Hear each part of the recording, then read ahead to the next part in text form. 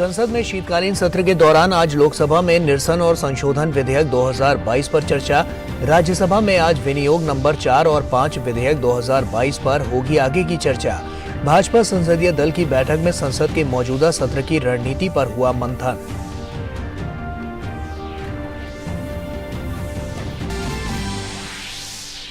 केंद्रीय मंत्री स्मृति ईरानी ने कहा कि भारत दुनिया में सफल स्टार्टअप इकोसिस्टम स्थापित करने वाला तीसरा देश, खेल के साथ साथ हर क्षेत्र में युवाओं के अधिकारों के लिए केंद्र कर रहा है काम।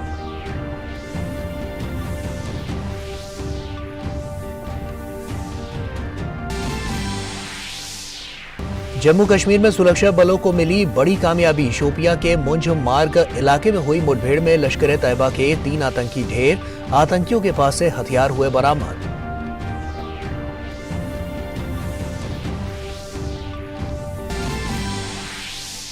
दिल्ली की केजरीवाल सरकार पर विज्ञापनों पर 97 करोड़ रुपए खर्च करने का आरोप। उपराज्यपाल वी.के. सक्सेना ने मुख्य सचिव को आम आदमी पार्टी से 97 करोड़ वसूलने के दिए आदेश।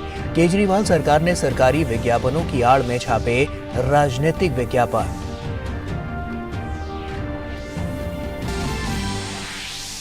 उत्तर भारत में मौसम ने ली करवट। दिल्ली एनसीआर समेत उत्तर भारत के अधिकांश इलाके में सुबह देखने को मिली घने कोहरे की चादर।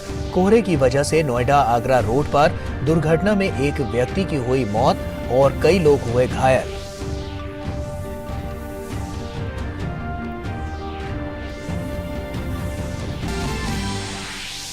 अंतर्राष्ट्रीय मुद्रा कोष ने यूक्रेन में आर्थिक स्थिरता बनाए रखने के लिए 4 महीने के कार्यक्रम को दी मंजूरी। भुगतान आवश्यकताओं के बड़े संतुलन और असाधारण रूप से उच्च जोखिमों के बीच दाता देशों को आगे बढ़कर आने के लिए बनाया गया है कार्यक्रम।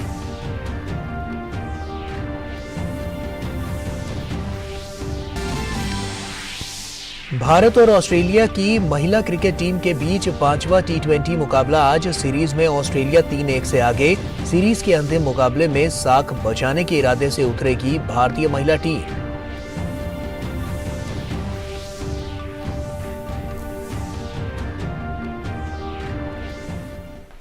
नमस्कार, आप देख रहे हैं डीडी न्यूज। आपके साथ मैं हूं गौरव श्रीवास्तव। तो चलिए बुलेटिन की शुरुआत करते हैं। संसद के शीतकालीन सत्र में आज दोनों सदनों में अहम विधायी कार्य सूचीबद्ध हैं। लोकसभा में गृह मंत्री अमित शाह बहुराज्य सहकारी सोसाइटी संशोधन विधेयक 2002 को संयुक्त समिति में भेजने के लिए प्रस्ताव पेश करेंगे। वहीं जनजातीय मामलों के मंत्री अर्जुन मुंडा संविधान अनुसूचित जाति और अनुसूचित जनजातियां आदेश दूसरा संशोधन विधेयक 2022 चर्चा के लिए पेश करेंगे। वहीं कानून मंत्री किरेन रिजिजू निरसन और संशोधन विधेयक 2022 चर्चा और पारित कराने के लिए सदन में पेश करेंगे। राज्यसभा की बात करें तो राज्यसभा में आज विनियोग नंबर 4 और 5 विधेयक 2022 पर आगे की चर्चा होगी, जिसे वित्त मंत्री निर्मला सीतारमण ने कल सदन में पेश किया था। वहीं जनजातीय मामलों के मंत्री अर्जुन मुंडा संविधान अनुसूचित जाति जनजातियां आदेश दूसरा संशोधन विधेयक 2022 चर्चा के लिए पेश करेंगे।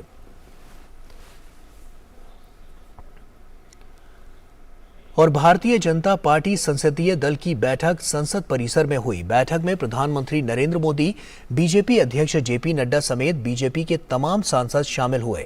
बैठक में छोटे किसानों को फायदा पहुंचाने के लिए मिलेट को बढ़ावा देने पर चर्चा हुई। साथ ही G20 बैठकों के दौरान लंच और डिनर में भी मिलेट के उपयोग को बढ़ावा देने पर चर्चा हुई। साथ ही खिलाड़ियों को भी मोटे अनाज का उपयोग करने की नसीहत देने पर चर्चा हुई। केंद्रीय कृषि मंत्री नरेंद्र सिंह तोमर प्रधानमंत्री नरेंद्र मोदी की एक विशेष पहल मिलेट ईयर के अवसर पर आज संसद परिसर में संसद के सभी सदस्यों के लिए विशेष मिलेट ओनली दोपहर के भोजन की मेजबानी करेंगे। इस दौरान सांसद ज्वार, बाजरा, रागी और अन्य मोटे अनाज से बने व्यंजन का आनंद लेंगे। प्रधानमंत्री नरेंद्र मोदी की पहल पर संयुक्त राष्ट्र ने वर्ष 2023 को अंतर्राष्ट्रीय बाजरा वर्ष घोषित किया है। भारत के प्रस्ताव को 72 देशों ने समर्थन दिया और संयुक्त राष्ट्र महासभा ने मार्च 2021 में साल 2023 को अंतर्राष्ट्रीय बाजरा वर्ष के रूप में घोषित किया है। उधर केंद्रीय मंत्री स्मृति ईरानी ने राजधानी दिल्ली में कहा कि आज भारत विश्व में स्टार्टअप का तीसरा सबसे बड़ा इकोसिस्टम रखता है।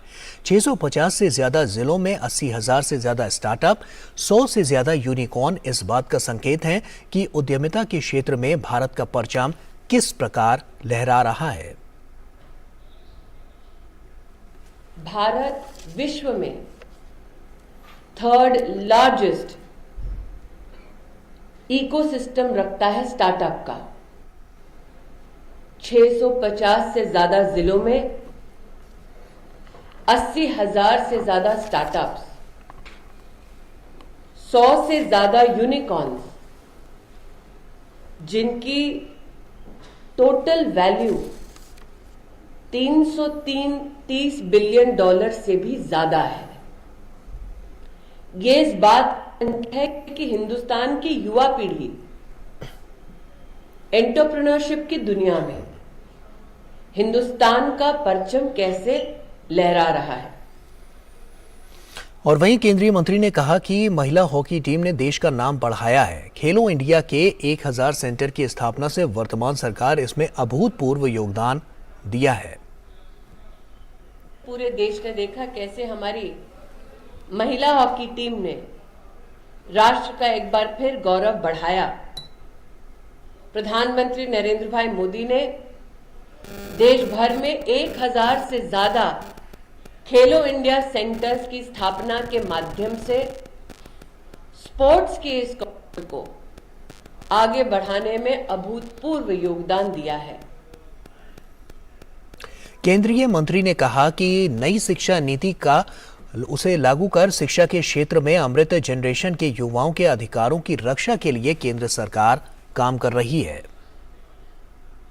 भारत सरकार द्वारा संचालित नई शिक्षा नीति की विविध भारतीय भाषाओं में हमारे देश का गौरव हमारी नौजवान पीढ़ी को, चाहे वो जेंडर इंक्लूजन फंड हो, चाहे वो साइंस और टेक्नोलॉजी हो, चाहे वो मेडिकल एजुकेशन हो, चाहे 7 से ज्यादा IIT IIMs का स्थापना हो, ये इस बात का संकेत है कि भारत सरकार, मोदी सरकार अमृत जनरेशन के शैक्षिक अधिकारों के संरक्षण के लिए, वृद्धि के लिए किस तरह से समर्पित है।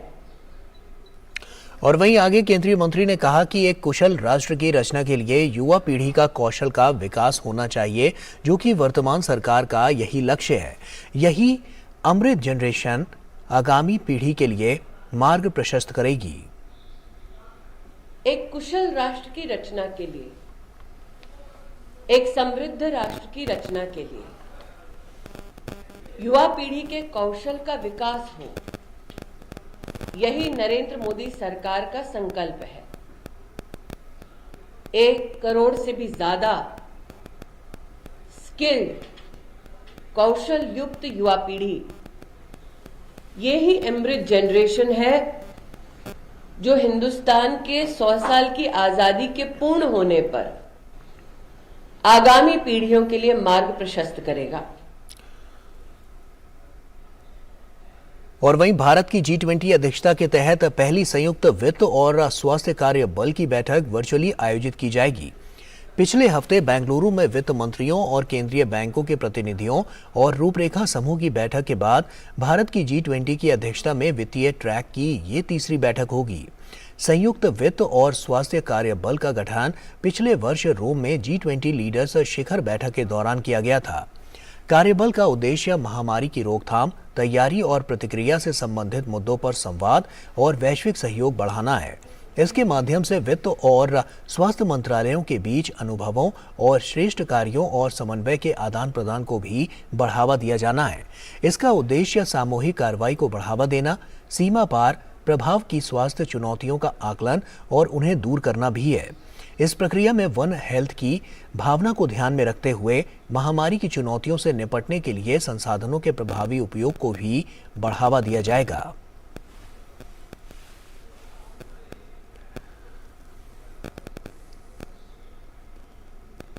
और जम्मू कश्मीर में सुरक्षा बलों को बड़ी कामयाबी मिली है। शोपिया के मुंज मार्ग इलाके में हुई मुठभेड़ में सुरक्षा बलों ने लश्कर ए तैयबा के 3 आतंकवादियों को मार गिराया है।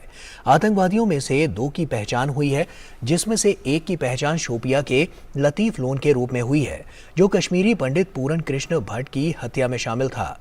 वहीं दूसरे आतंकी की पहचान अनंतनाग के उमर नजीर के रूप में हुई है, जो कि नेपाल के तिल बहादुर थापा की हत्या में शामिल था।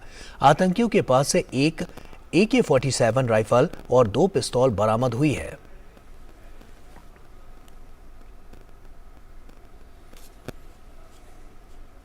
दिल्ली के उपराज्यपाल विनय कुमार सक्सेना ने आज मुख्यमंत्री अरविंद केजरीवाल को एक और झटका दिया है। ताजा मामले में LG VK सक्सेना ने मुख्य सचिव को राजनीतिक विज्ञापनों को सरकारी विज्ञापन के तौर पर प्रकाशित करने के लिए आम आदमी पार्टी से 97 करोड़ रुपए वसूलने का आदेश दिया है।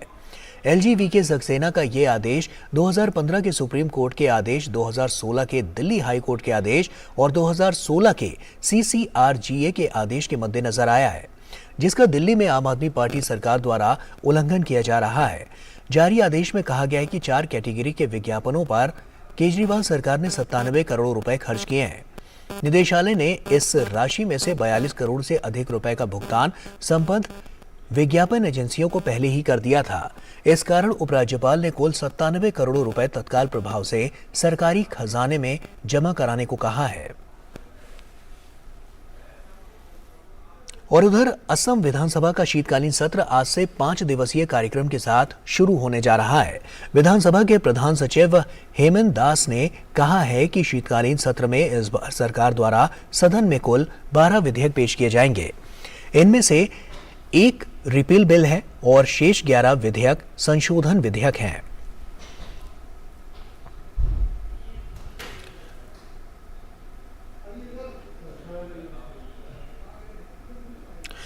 ताजा मौसम की बात करें तो उत्तर भारत में मौसम ने एकाएक करवट ले ली है। तापमान में जहां एक तरफ लगातार कमी दर्ज हो रही है, वहीं दिल्ली में ठंड के साथ ही कोहरे का असर भी दिखना शुरू हो गया है। आज सुबह दिल्ली NCR इलाके में घना कोहरा देखने को मिला। ये अलग अलग तस्वीरें हम आपको दिखा रहे हैं। कल मौसम का पहला कोहरा देखने को मिला था। स्थिति ये रही कि राजधानी में दृश्यता घटकर 50 मीटर तक रह गई है। मौसम विभाग ने अगले 5 दिनों के दौरान उत्तर पश्चिम भारत के मैदानी इलाकों में घना से बहुत घना कोहरा का पूर्वानुमान किया है। वहीं हिमाचल प्रदेश, पंजाब, हरियाणा, चंडीगढ़, दिल्ली और उत्तर प्रदेश में अगले 4 दिनों तक रात में और सुबह के समय घना कोहरा छाए रहने की संभावना है। मौसम विभाग ने कहा है कि हिमाचल प्रदेश, हरियाणा और उत्तरी राजस्थान में शनिवार तक शीतलहर की स्थिति बनी रहेगी। इन क्षेत्रों में न्यूनतम तापमान 2 से 4 डिग्री सेल्सियस के बीच रह सकता है। बिहार, पश्चिम बंगाल और सिक्किम में भी अगले 2 दिनों तक घना कोहरा छाया रह सकता है। राजधानी दिल्ली की आबोहवा लगातार बिगड़ रही है। केंद्रीय प्रदूषण नियंत्रण बोर्ड के मुताबिक दिल्ली का वायु गुणवत्ता सूचकांक कल 410 दर्ज किया गया। AQI में आए इस अचानक उछाल के मद्देनजर राष्ट्रीय राजधानी क्षेत्र और आसपास के क्षेत्रों में वायु गुणवत्ता प्रबंधन आयोग के ग्रेडेड रिस्पांस एक्शन प्लान के तहत उप समिति ने कल एक आपातकालीन बैठक की। इस दौरान उप समिति ने समग्र वायु गुणवत्ता मापदंडों की व्यापक समीक्षा की। उप समिति स्थिति पर बारीकी से नजर रख रही है और दिल्ली में वायु गुणवत्ता और मौसम विभाग द्वारा उपलब्ध कराए गए पूर्वानुमान के आधार पर आगे के उचित निर्णय के लिए आवश्यकता पड़ने पर आज फिर से स्थिति की समीक्षा करेगी।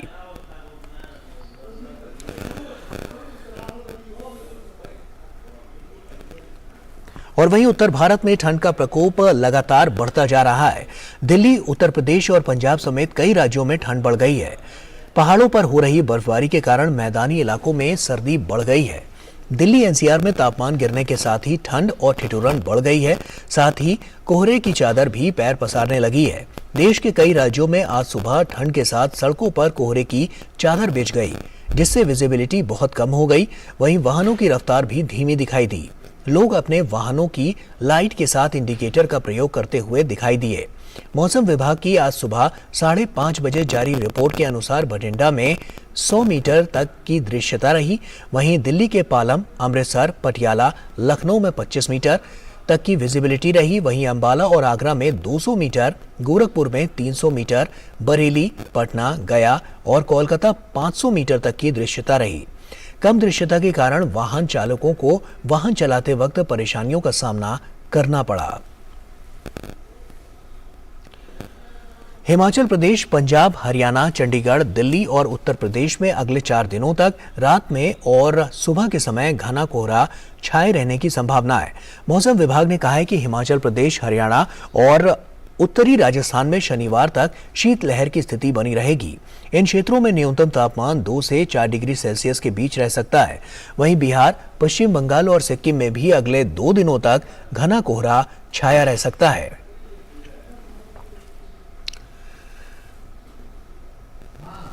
उत्तर भारत में ठंड का प्रकोप बढ़ता जा रहा है, जिसके चलते उत्तर रेलवे क्षेत्र में कोहरे के कारण 11 ट्रेनें देरी से चल रही हैं। ठंड का प्रकोप के चलते विजिबिलिटी बहुत कम हो गई है, जिसके चलते रेलवे की रफ्तार बहुत धीमी हो गई है। वहीं इंडिगो की दिल्ली जा रही एक फ्लाइट जयपुर डाइवर्ट कर दी गई है।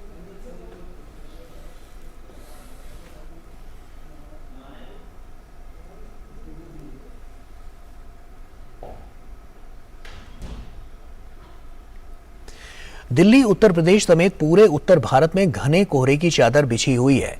दिल्ली से सटे ग्रेटर नोएडा में घने कोहरे की वजह से एक बस पलट गई। धनकौर थाना क्षेत्र में गलगोटिया यूनिवर्सिटी के सामने यह बड़ा हादसा हुआ है। बस के आगे चल रहा कंटेनर अचानक रुकने से बस पीछे से टकरा गई। इस हादसे में एक की मौत हो गई और करीब 20 लोग घायल हैं। मौके पर पुलिस की टीम पहुंची और रेस्क्यू ऑपरेशन शुरू कर दिया। हादसे में घायल लोगों को अस्पताल पहुंचाया जा रहा है। जानकारी के मुताबिक बस झांसी से होते हुए दिल्ली जा रही थी। 60 यात्री बस में सवार थे।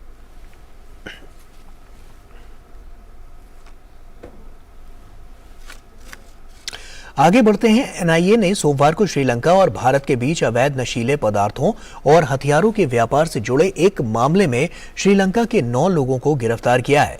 एजेंसी ने बताया है कि आरोपियों को तमिलनाडु के त्रिची के विशेष शिविर से गिरफ्तार किया गया है। ये मामला श्रीलंका के एक ड्रग माफिया की गतिविधियों से जुड़ा हुआ है, जो पाकिस्तान के ड्रग और हथियार आपूर्तिकर्ता हाजी सलीम के सहयोग से सी गुना शेखरन उर्फ गुना और पुष्पराजा उर्फ पुकुट्टी कन्ना द्वारा नियंत्रित हैं। ये लोग भारत और श्रीलंका के तमिल ईलम लिबरेशन टाइगर्स को फिर से सक्रिय करने के लिए अवैध ड्रग्स और हथियारों की आपूर्ति में लगे हुए हैं। एनआईए ने स्वतः संज्ञान लेकर इस साल 8 जुलाई को यह मामला दर्ज किया था।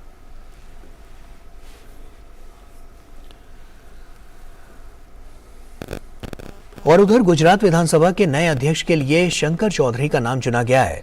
इस पद के लिए पहले से ही शंकर चौधरी के नाम पर विचार किया जा रहा था और अंततः भाजपा ने अध्यक्ष के रूप में उनके नाम पर मुहर लगाई। गुजरात में नवनिर्वाचित विधानसभा का 2 दिवसीय सत्र सोमवार से शुरू हो गया है। 2 दिवसीय सत्र के दूसरे दिन यानी आज अध्यक्ष और उपाध्यक्ष पद के लिए गांधीनगर में चुनाव होगा। नए सदस्य विधानसभा अध्यक्ष और उपाध्यक्ष का चुनाव करेंगे। जानकारी के मुताबिक भारतीय जनता पार्टी ने नवगठित 15वीं विधानसभा के अध्यक्ष के लिए शंकर चौधरी और उपाध्यक्ष के लिए जेठा भाई भारवाड़ के नाम की घोषणा की है। विधानसभा सचिवालय द्वारा जारी एक आधिकारिक अधिसूचना के अनुसार अध्यक्ष और उपाध्यक्ष के पदों के लिए चुनाव आज पहले पखवाड़े में होंगे और अन्य कामकाज दूसरे पखवाड़े में होंगे। इससे पहले दिन प्रोटेम स्पीकर योगेश पटेल ने सभी नवनिर्वाचित सदस्यों को शपथ दिलाई।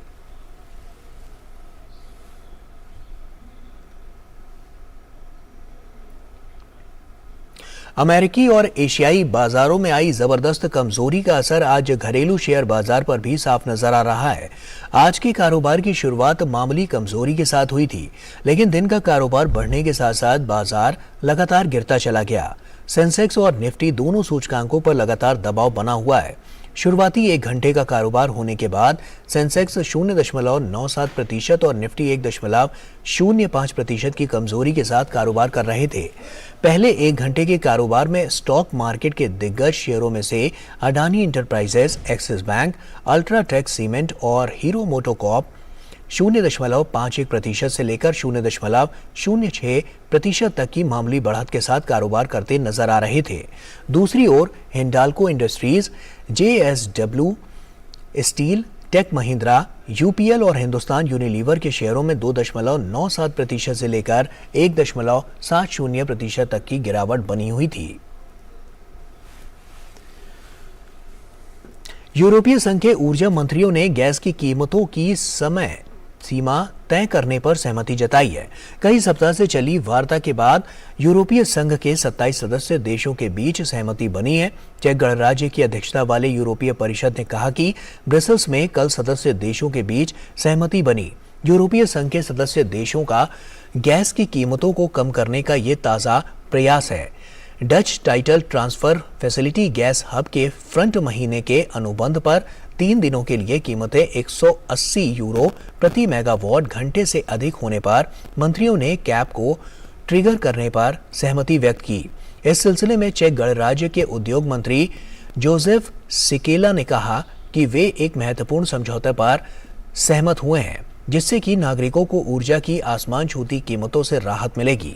इस समझौते को औपचारिक रूप से सदस्य देशों द्वारा लिखित रूप से अनुमोदित करने के बाद अगले साल 15 फरवरी से शुरू किया जा सकता है। और वहीं अंतर्राष्ट्रीय मुद्रा कोष ने युद्धग्रस्त यूक्रेन में आर्थिक स्थिरता बनाए रखने के लिए 4 महीने के कार्यक्रम को मंजूरी दी है। कार्यक्रम का उद्देश्य रूस यूक्रेन पर आक्रमण के बाद आर्थिक स्थिरता बनाए रखना और वित्त पोषण को बढ़ावा देने में मदद करना है। भुगतान आवश्यकताओं के बड़े संतुलन और असाधारण रूप से उच्च जोखिमों के बीच दाता देशों को आगे बढ़कर आने के लिए ये 4 महीने का कार्यक्रम बनाया गया है। एक आधिकारिक बयान में IMF ने कहा है कि 4 महीने के इस कार्यक्रम को 9 दिसंबर को प्रबंधन द्वारा अनुमोदित किया गया था और सोमवार को बोर्ड द्वारा इस पर चर्चा की गई। IMF का अनुमान है कि यूक्रेन को 2023 में 40 से 57 बिलियन डॉलर तक की आवश्यकता होगी।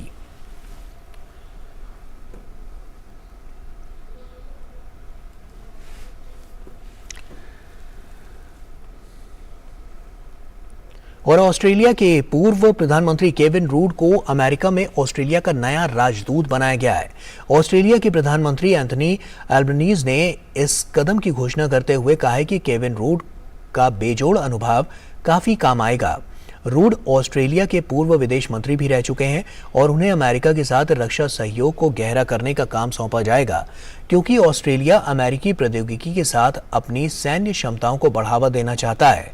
रूड वर्तमान में अमेरिका स्थित एशिया सोसाइटी थिंक टैंक के प्रमुख हैं और ऑस्ट्रेलियाई और अमेरिकी राजनीति पर लगातार टिप्पणी करते आ रहे हैं।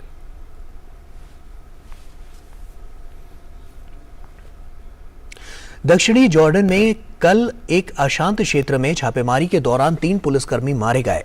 पिछले सप्ताह मारे गए एक पुलिस कमांडर के संदिग्ध हथियारों की गिरफ्तारी करने के लिए पुलिसकर्मी इस इलाके में पहुंचे थे।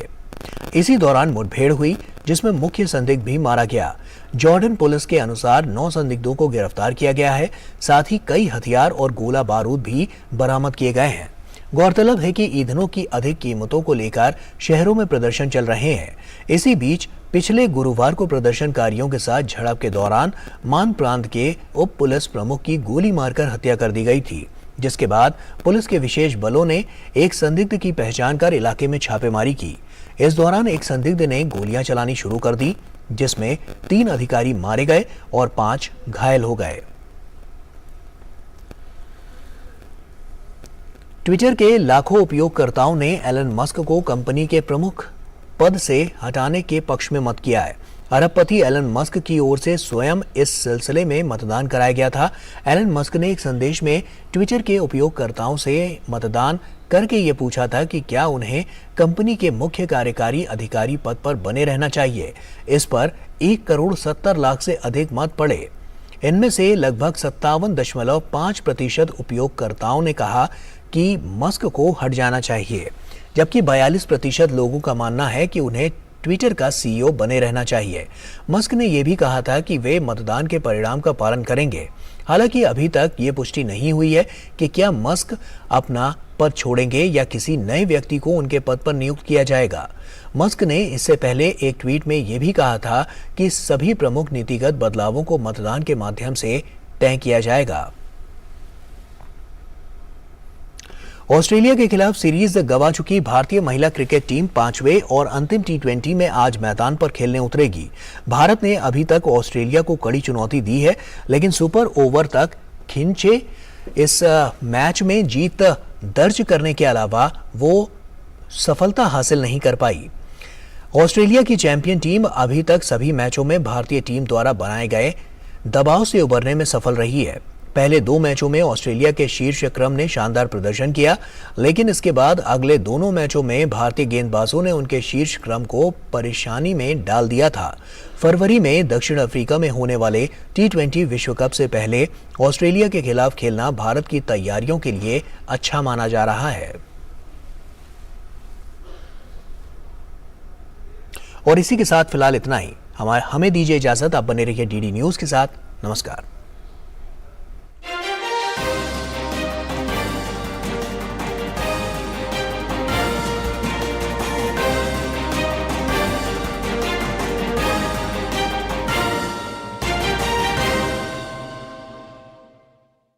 हमें